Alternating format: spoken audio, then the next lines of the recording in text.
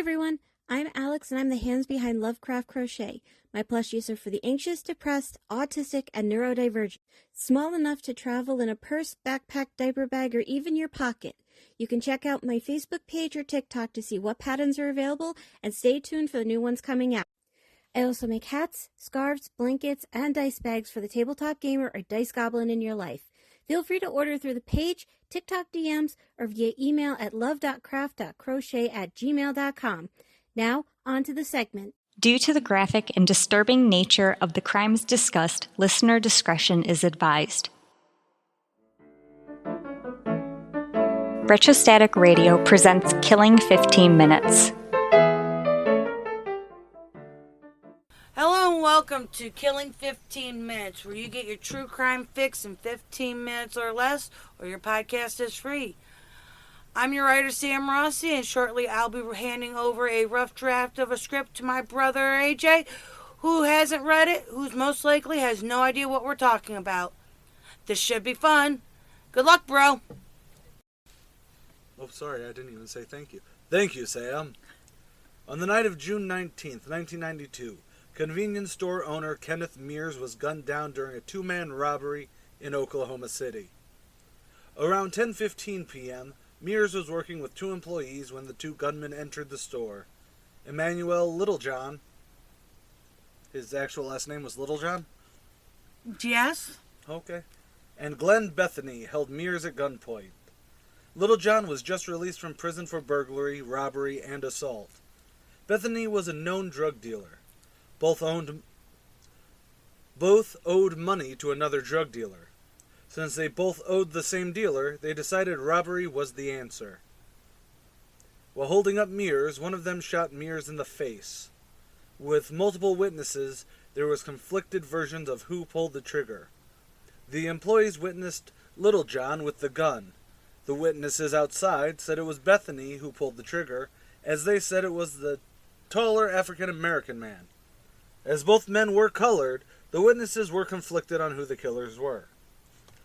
Bethany was arrested first in Oklahoma City, the OKC. The OKC. Littlejohn remained on the run for 5 days before being apprehended in Wichita, Kansas.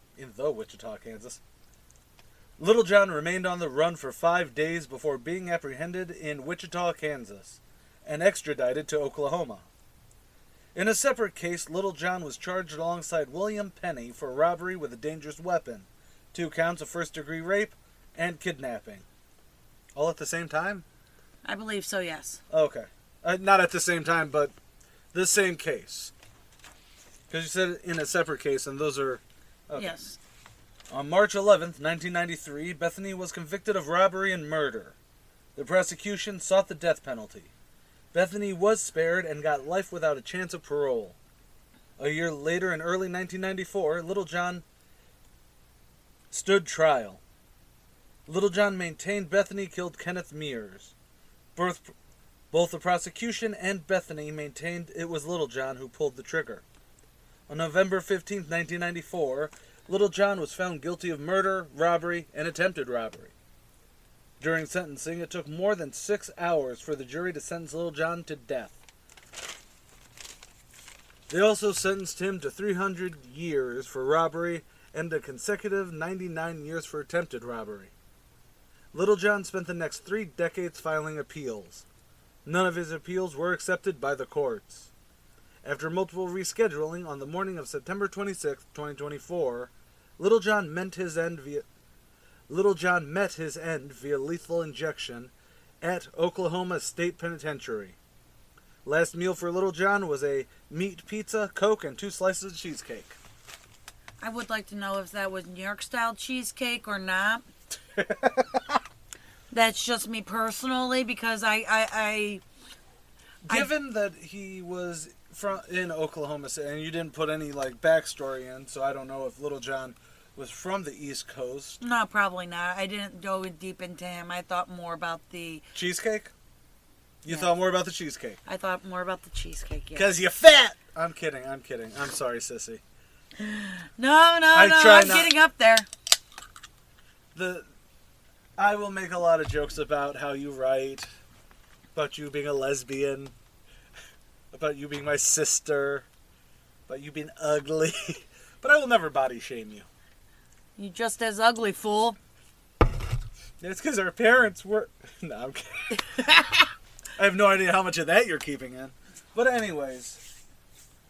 So yeah, I doubt it was New York style cheesecake only because that it does seem to be a very... Specific thing. That is definitely regional. Well, not regional. Everybody does it. The difference between a New York style cheesecake and another cheesecake is that New York style does not actually have crust on the side. Yeah, I know.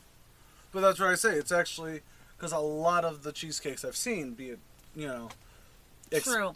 Unless specifically said New York style. Exactly. It's most likely just one with the crust and with the cream cheese filling. Yeah. It doesn't taste as good. It doesn't, but I also realize a lot of people overuse the cream cheese in it.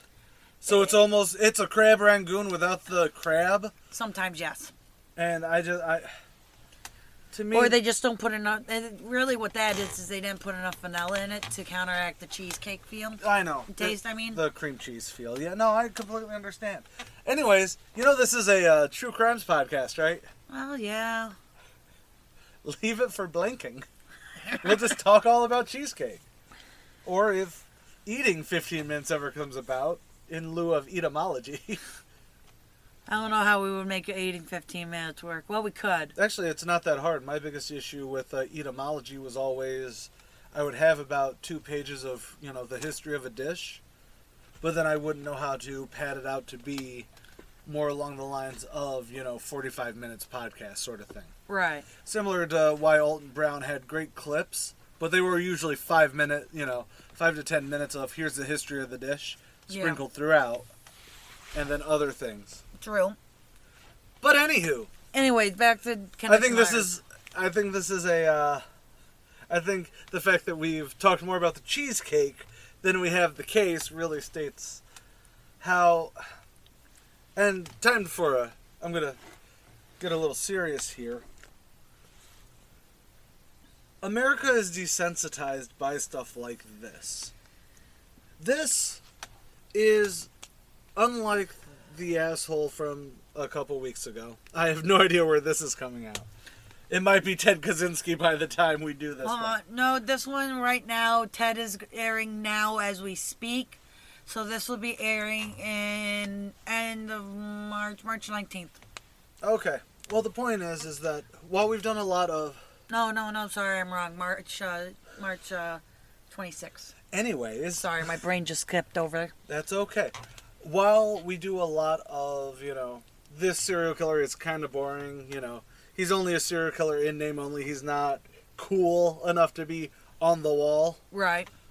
But this is the most generic crime, period. It's like when it's horrible. Death happens, and that's bad. Although this was also one of the cases that made me real while I was working at Burn. And I'm stocking shelves just listening to this, and they shot the clerk. They shot the clerk?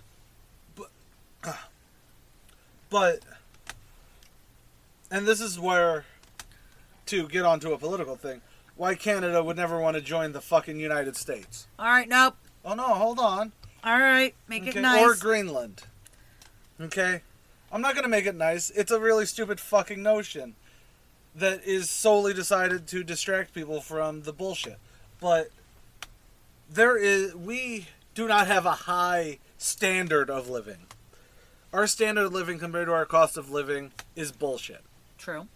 Okay? Now, if you on the street turn around and talk to not even an average, just to any person, they will say to this case, that's horrible, but it happens. Right. It is the way our society is. Somebody robbed a convenience store. Somebody robbed a convenience store. Somebody raped somebody. Not armed rape, but... Armed robbery. Armed robbery, plus Little John also had the rape case and all of that. All those things are... And I do say that it comes down to even things like this podcast, where it's not necessarily normalizing the behavior, but there's only so many times you can see the same news story, even if it's slightly different. Right. There was a rape, there was a murder, there was armed robbery, there was another robbery, there's another robbery. That before... Somebody shot a cop. Yes. Yeah, I thought it was in there randomly, too. But I know, it was the sovereign citizen one that was hilarious. That was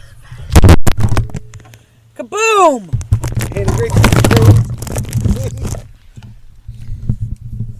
But the point I'm trying to make is that I don't have a lot to say about this except where it takes place in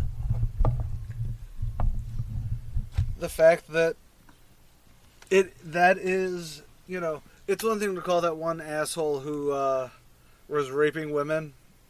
The episode like either just came out or... Oh, you mean Francesco Acevedo. The one that according to Megan, all I really said throughout the episode was he's a fucking asshole.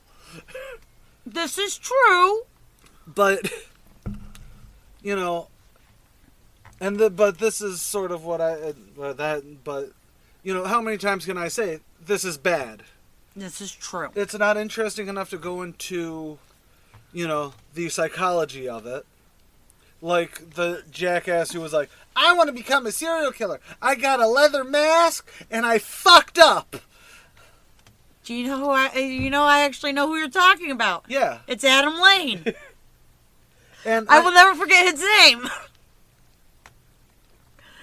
I had to look him up. But there you can look at the psychology of, you know, why would someone want to do that? We do put, you know, Dahmer and all them on a pedestal. Right. So and this is going to sound, and there are psych majors who are going to have a field day with this one. Right. We other them. We other Dahmer and Gacy and Bundy. We other these people. It's what I brought up during the Ted Kaczynski, currently airing. Is we put them on such a pedestal that the regular murder doesn't matter as much.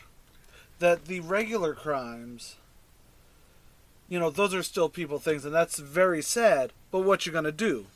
Right. We can't say, you know, Ted Kaczynski was just a fucking angry dude who knew how to make a bomb and failed to make one several times.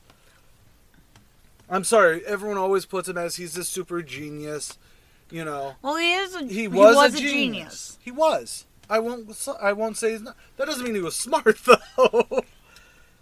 The problem with, you know, oh, they had an IQ of this, or they were a genius because of this. Testing well is not a sign of intelligence. Being clever is more of a sign of intelligence than scoring well. The fact that it took him 18 times to find a bomb that didn't not explode. That's... Now you're exaggerating. He only hit 13 bombs total. And how many of them worked? Like 6. I think it was like 10. No, it was like 6. Sorry, fine. 10 might have worked. Are we counting the one that accidentally went off or the other one that accidentally went off? Technically, they went off. You give my child, my 10-year-old, the means to make a fucking potato gun, it might accidentally go off. That don't make him smart. The fact that he'll have his brother try it first is what'll make him smart. But you understand what I mean? Yes. It's sort of like, and this is just along the same way, and I'm not going to dig too deep into it. It's the same way as it is still kind of racist when people point out that natives were so in touch with the land and everything like that. Yes, they were. They were more in touch than the whiteys. But they also always make Indian or Native Americans, feathers not dots, an other insofar as they're mystical. They are almost elves in that sense, where it's like, you know, they're more in tune with the land. Yes, but on a practical level, not on a, and so the eagle came down and blessed us and told me how to make fire. You know, shit like that, where it's, we other them, and we still other them. And again, it is still racist to be like, yeah, my Native American friend automatically knows how to do this or that, or Chakotay from Voyager. Where suddenly he's every fucking Native American stereotype rolled into one, and randomly boxing because the actor liked boxing. This is true. I feel so bad for him. he started off really strong in season 1, where they actually had a really cool concept with the Maquis having to reintegrate into Starship or something like that. Then they drop it in episode 2. Yeah. I think the only time it ever comes back is solely for a Scorpion, I think it is. The one where Janeway makes the deal with the Borg. Isn't that how we get 7 of 9 back? It is. Not back. That's how we get 7 of 9. Well, That's how we get the wife of... We get the reason why Obama won the presidency. Jerry Ryan? Jerry Ryan. You know who she's married to, right? No. Paul Ryan. Paul Ryan was a... I will send you the link to that conspiracy theory. It's not even a conspiracy theory. It is one of those things where you look at this event, and you can see the... Anyways, the point is that we other them so much that cases like this, I love that we talk about, while they don't really have a lot to talk about.